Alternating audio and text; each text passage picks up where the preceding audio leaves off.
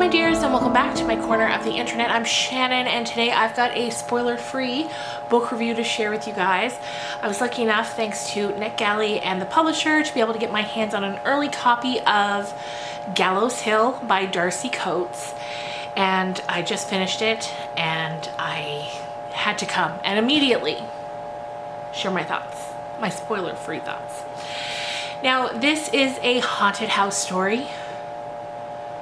More than that, but a haunted house story. And if you've been around my channel for a while, you know how I feel about haunted house stories. They are my bread and butter. They are my favorite. So this was actually the first book of Darcy Coates that I had read, but since having finished it, I went and looked, and apparently she's got a ton of other haunted house stories. So I'll definitely be going back and checking out her work from earlier. But yes, today we are talking about Gallows Hill. This book is released in September, early September, I believe. So we start with our main character, Margot. She's returning to her family home for the first time since she was about 8 years old. She was sent away by her parents. At first we don't know why. And to go live with her grandmother. So now her parents have passed away. They passed away on the same night of apparent heart attacks in their beds. And so she's coming home because this house has been in her family for generations, like since the 1700s. And not only is it a house, it's also there's also a business on the property, a wine making business. I was going to say a vineyard, but they don't grow the grapes. They purchase the grapes, then they, on the property, change it into wine. Right from, you know, physically making the wine all the way through to bottling it, and there's even a storefront where they sell it. So Margot returns home, and immediately things are off inside of this house. She learns that there are, I think, 12 employees for the business, 8 of whom live on the property, I believe. And so, you know, not only is she having to come back home, find out what really happened, figure out what she's going to do with this house, she also has, you know, a dozen people's livelihood depending on her keeping this business going. So, you know, that's a lot to unpack. And Darcy, that's the author, Margot is coming home with the question of why was she sent away in the back of her head. Because, you know, her parents clearly stayed together all these years. Also, they were financially able to raise a child because they have the business that they ran was extremely successful. This wine, certain batches of this wine sold for huge price tags. So they loved each other, they stayed together, they were financially able. Why was she sent away when she was a little girl? And from there, the book becomes a story of family. And not just family, but a family legacy. It becomes a story about what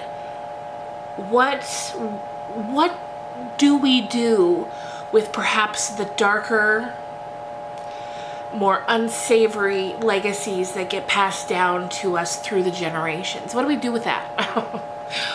What do we do? How do we make things right if that's something that needs to be done? How do we change, you know, generational trauma, generational curses, maybe? How do we change them into something positive? And I thought it was a really, in a strange way, a really beautiful book. That being said, it's also scary. If you don't like horror, you probably wouldn't like this one. Because, you know, some haunted house stories are a little softer. This one goes a little hard. There were times when I was genuinely spooked, which I love. I love that feeling. And so often, I just don't get it when I'm reading books. I once joked, I think on Twitter, that, you know, I wish anything could scare me the way that Christopher Pike books used to scare me when I was a kid. That true fear that you get when you read horror as a kid. I'm always chasing that feeling. Anyway, this one had some spooks in it for sure. And yeah, there was a couple of times I was reading it at night in bed and I was like, I might have to put this one down for now. Anyway, it was a quick read. I read it in 2 days. I couldn't put it down. And I thought it was great, and I can't wait to read more books from Darcy Coates. So please also let me know in the comments down below if you've read any of her other books. They all sound, or a lot of them sound like great haunted stories, and I would love to know your favorite one so I can go and pick that one up next and give that a read. But yeah, I gave it 5 stars on Goodreads. I think it's probably 4.5 rounded up to 5, but I thought it was great, and it delivered some spooks and was also just kind of an interesting look at family and what our family will do to protect us, no matter the cost to them emotionally. You know, especially if you're a parent yourself, you know you would do anything to protect your child, even if that means having to send them away, you know. And it's a beautiful story. It's a beautiful story with some genuine spooks sprinkled in.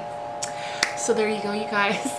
I hope you enjoyed this. I want so badly to be able to tell you all the spoilers, but since the book's not out yet, we're just gonna keep this spoiler free. But yeah, thanks so much for watching, and I hope you're having a great day. I hope you're staying cool if it's summer when you're watching this, as it is when I'm recording it. And I will see you guys again real soon. I think my next video is going to be about books that I love but have never really talked about on my channel. Like books that I read before I started YouTube. Because I was looking through my shelves the other day and I was like, man, there's some great books here that I just haven't gotten the chance to talk about. So I'm going to change that. Anyway, take care, and I'll see you again real soon. Bye.